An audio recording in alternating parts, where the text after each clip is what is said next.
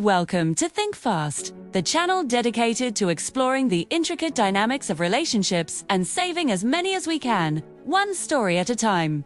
We believe that by understanding the complexities of love, respect, and power, we can build stronger, healthier bonds. If you have a story or a topic you'd like us to explore, drop it in the comments below. Your experience could be the lesson someone else needs to hear. Today's story is the Golden Handcuffs. In the heart of Mindelo, where volcanic peaks kiss the turquoise Atlantic, lived Zeca and Isabel. Zeca was a man of the earth, his soul echoing the deep mournful mourners of his Cape Verdean ancestors. By day, he was a humble port clerk, a man of quiet dignity. Isabel was a force of nature, a whirlwind of ambition, who had forged a fishing empire from the sea itself to the world. They were a power couple, the envy of the island. But behind the pristine walls of their villa, Zeca was a prisoner in a cage of his wife's making. Isabel didn't just provide for the house, she owned its very atmosphere. Her wealth was a suffocating fog that seeped into every corner of their lives. Dinner parties, surrounded by the island's elite. She would perform her favorite ritual, the public castration of her husband's pride.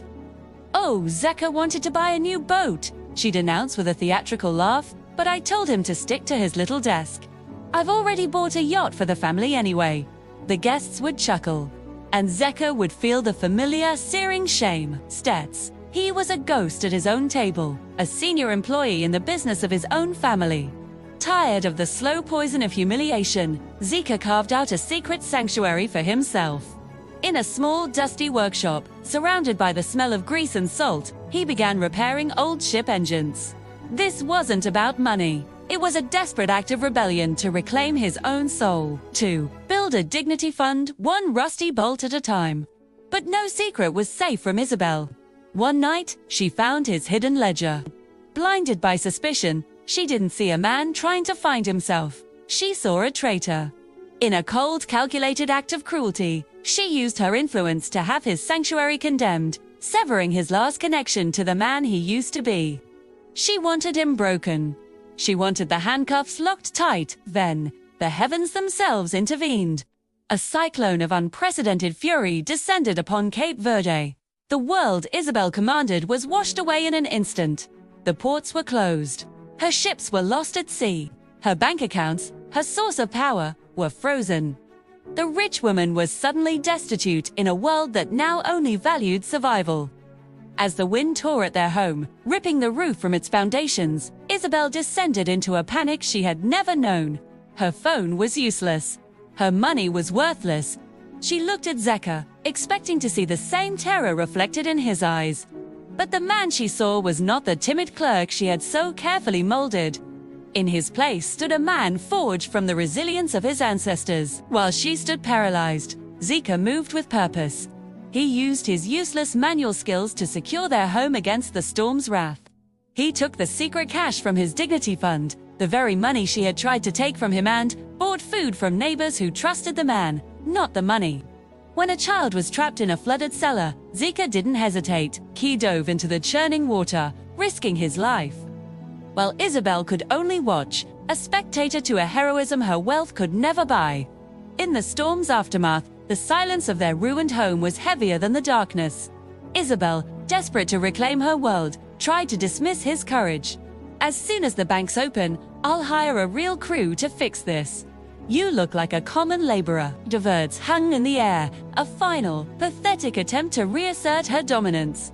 But something in Zeca had broken free. He turned to her, his voice calm, yet more powerful than the storm. "Isabel, the common laborer saved your life. The desk clerk fed your children, while your millions were just numbers in the air. I am not your employee.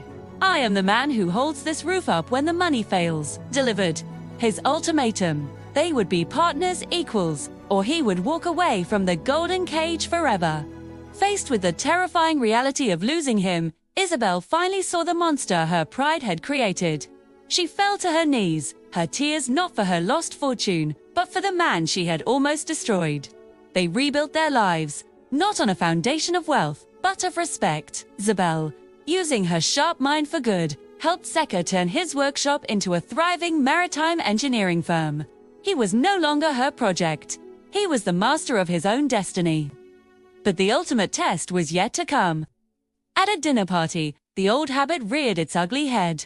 "A man's hobby is fine," Isabel quipped, "but a woman's bank account gets the work done." A familiar sting, but this time Zeca did not shrink. He set down his fork, the sound echoing in the sudden silence. "Isabel," he began, his voice resonating with a newfound strength. "Your money paid the contractors. But when the water was rising, your bank account didn't keep our children dry. I climbed that roof in a cyclone while you were paralyzed by the realization that you could unbuy the wind to stop. My presence here is only tolerated because you pay for the chair. Then I will take my dignity and sit on the dirt outside. I'd rather be a king in a shack than a pet in a palace." The room was breathless. In an act of surrender that would become a local legend, Isabel rose, walked the length of the table, and knelt by his side. "You are right," she whispered, her voice thick with emotion, yet clear for all to hear. "I built an empire and forgot to build a home. From this day on, there is only the house of Zeca and Isabel. And in this house, the man who held the roof during the storm is the only one I answer to." That night, the golden handcuffs were shattered forever. They showed their children and their community that while wealth is a blessing, respect is a requirement. A woman's success is only truly beautiful when it lifts her partner up, not when it is used to keep him under her heel. What did you learn from Zeca and Isabel's story? Share your thoughts in the comments.